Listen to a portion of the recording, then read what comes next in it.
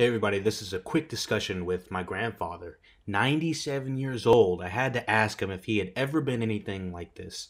So, check this out. It's only about a 20-minute discussion after cast number 7. Thank you for listening. Hello? Hey grandpa, how you doing?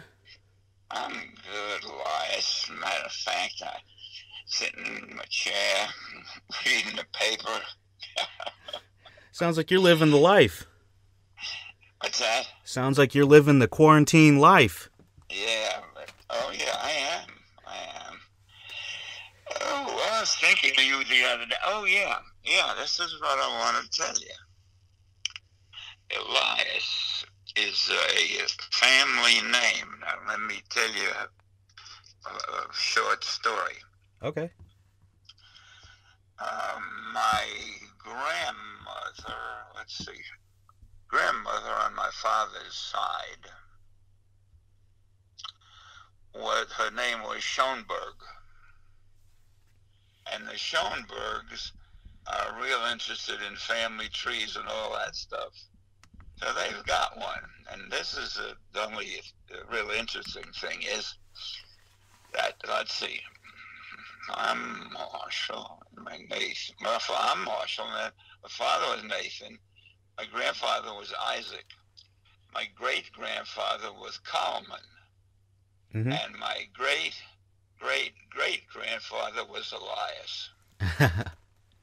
So if anybody knows why your name Elias, it's your great-great-great-grandfather's name. It was. I'll take that. I'll take that. Yeah, are you doing okay? I'm doing fine. It's been quite a transition since everything's kind of gone down. Yeah. Yeah. A lot of business has been pushed for a couple weeks. Kind of transitioning to a lot of online stuff. Yeah.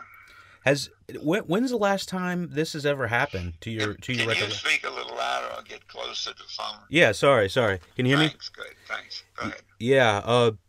When's the last time this has ever happened? What is that? Do you recall the last time they've shut down the world like this? Oh no. I tell you what I do recall. Mark and Inky were born. We were living down here, and we had infantile paralysis. Mm-hmm. Yeah, there was not an epidemic, but there was too many people having it, and so I sent Inky and Mark and Jeannie up to my mother's house. Mm-hmm. And I lived there for maybe a month. But nothing like this. So 97 years, they've never shut down the country, the world, stop flights, even during the wars? No, you see, no. During the war, they were getting more and more production. The women went to work in the factories, which was unusual at that time. Mm-hmm. And because I wasn't here, I was busy. But no, I've never experienced anything like this. I don't think, well, some history buffs will have to tell you, but this is really something to hibernate like this. But I guess it's the right thing. Of course, it's messing business up. Of course, you see it. Nobody wants you for business right now. Mm-hmm. Very just fortunate. I didn't pick a pharmaceutical business because it wouldn't close. It just so happened. But I talk to Julian every day. I worry that the people won't be in. See, we serving 1,000 people who aren't well, who are already in nursing homes and rest homes, and we've got to get the medications out every day. Yeah, it's got to be, it's two sides of the coin. It's either, companies such as mine that aren't considered, essential, Yeah, and then there's the ones that are super essential, like yours. yeah. But I'll tell you what I'm concerned about. I don't, let me put it this way. The government is going to make sure that the drug companies who manufacture the pills are working. Right. They must. Our suppliers. But I'm afraid that we might run out of something like a box that we pack it in, or some item that is used. Let's see, paper. We might run out of the cards that we get that we put the medicines in. You've seen that, Right. so we worry about running out of cards. But I guess somebody's thought of that already, and the people who make medical supplies are going ahead with it. Yeah. I've never heard of anything like this. Do you think there's at all an overreaction in comparison to some? You're getting away from the phone. Sorry. Can you hear me? What'd you just say? Sorry. Do you think that there is an overreaction at all? Because I see some criticism about it. Say that again. I'm not getting you. Sorry. Can you hear me now? I hear you when you say the first couple of words. Sorry. I'll talk loud and slow. Yeah. Well, no, I'm going to talk to you. Call me on the other line. Oh, okay. You know the number? Yeah. Let me see. Yeah, because I can make that real loud. Let me see. Okay, call me on the other line. Yeah, well? Hey, can you hear me? All right, this is going to be good. I can get it loud. All right, let's say good morning, and let me see if I hear you. Can you hear me? Yeah. There we go. Yeah. Yeah. This is a good little phone, by the way. But I haven't found anyone who can really get it running. It's when you speak, it's not only can I make it loud, it's printed out in front of me. Oh, transcribed. Yeah. But I don't have to do that yet. I can listen. I can hear you. You're on about the second degree. There we go.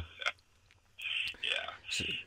So I was curious about. Did you think that there was an overreaction at all? A reaction. Overreaction. Over. I've thought about that. It's still hard to answer that, Elias. What do you want to save? People's lives or people's income? I mean, one can be replaced. Yeah. Of course, I've even picked this up out of the newspaper. Like everybody, all of Trump's advisors and friends are calling him, and he's talking to them. They are the wealthiest people in the United States. Mm-hmm. So if you've got a factory making, I don't know anything, or making refrigerators, Mm-hmm. and boy, they push them through, and you're making a lot of money on the refrigerators. And now your buddy Trump, he says that your people can't come to work. You figure out you're losing hundreds of thousands of dollars a week. Right. And that's a big problem. On the other hand, if all your people come to work and work together and get in close proximity, they could become ill. Right. But that's a tough problem that you realize. I think it's 3 or 4%, something like that, don't make it. It's a hard question. I have no use for Trump, but I can see the dilemma he's in now. Right, right. And he's a money man. Yeah. And so he sees the money that the economy is losing, and he knows that. Oh yeah. You know. Yeah, and there are a lot of, the majority of the people in the United States live paycheck to paycheck. Mm-hmm. You skip one paycheck, but you start getting 2 and 3 paychecks behind. It won't go. An example.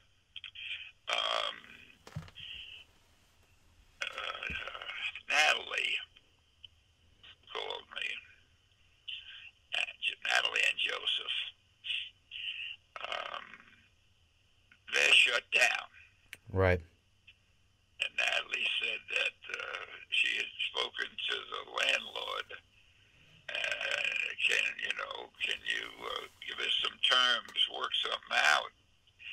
The landlord is a big company. Said no, go to the bank and borrow the money. Oh wow. So my feeling. Let's see. I gave you other people's feelings. I didn't answer the question. I guess it'd be a combination. We're closed down now, maybe a week, 2 weeks, because the government is sending past that bill, I think, $2 trillion, and that will stand them up first. That will let them eat for a little while. Well, do you think that's going to be enough or substantial enough? I hear that this is one of possibly many packages they're trying to pass. Yeah.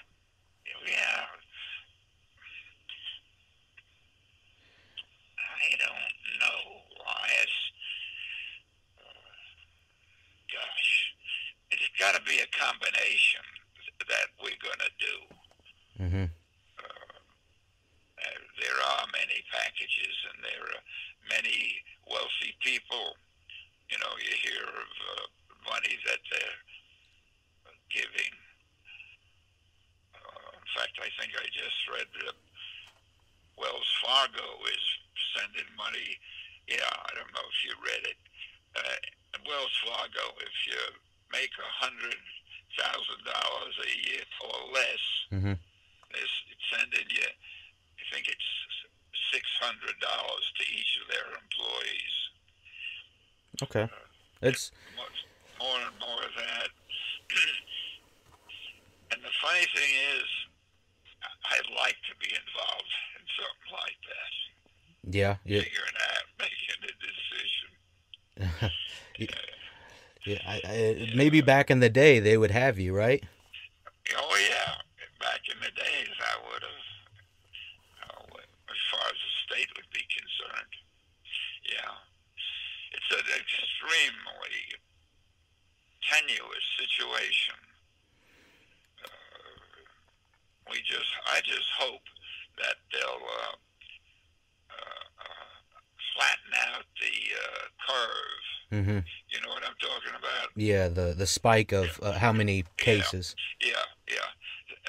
Enough so that all the people who get sick can be treated. It'd be heck to get sick and they don't have enough ventilators for people. They're trying to have more made. Well, from what I'm hearing in other countries like Italy and South Korea and what had happened over there in China, it was absolute chaos. They said that they ran out of equipment, they've ran out of rooms, and it sounds like they were comparing it to war with people just bodies in the hallway. They couldn't clean them up.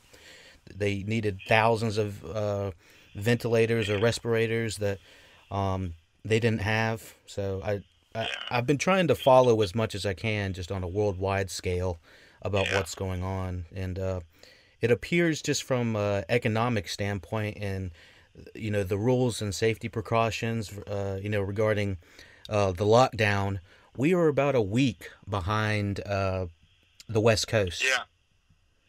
The West Coast locked down their entire states, pretty all of their stuff a week ago, Yeah. Yeah. and You, yeah, you're getting your news off the computer, yeah, aren't you? yeah. I try to look at Yeah. the big Yeah, names, I can tell. NPR. Because I do that too. And the newspaper just came in and they're talking about what I learned yesterday. Yeah, Yeah. they're late to it, and Yeah. Kelly's on the front line, actually. She Yeah. she she's been telling Kelly's been telling me all about the insides of what's been happening at the hospital. Yeah. They're already running out of masks and stuff. Yes, running out of masks. I heard that too. Fred Levy talked to me yesterday and told me that, and as a result, they can't go into operations, and as a result, he is having to lay off doctors and nurses that work for him. Mm-hmm. That is terrible. On the other hand, did you read the article where Parkdale, I can't remember, Andy Warlick, the head of Parkdale, Uh-huh. is heading up a group of textile people to make masks. And within a week, he was supposed to be able to turn out a number like 5 million. And in the second week, he'll inundate everybody with masks. Wow. They're using his yarn, and then I think that stuff is woven. And then they get some weavers to weave it up into the fabric they want. And I don't know the other things that are necessary. And they'll have a big cut and sew company making the mask. So, but that's 2 weeks away. Right, and But it's, yeah. the rate of the transmission of the virus is about 2 to 14 weeks for incubation period. What the scary thing about it is, it's like you can have it and not show any symptoms, and then pass it on to somebody. So, Yeah. But make sure you're washing your groceries, all right? And do you need anything? Do you need me to go to the store or anything? I know. No, I appreciate it. Is delivering 3 meals a day to everyone's room. Okay.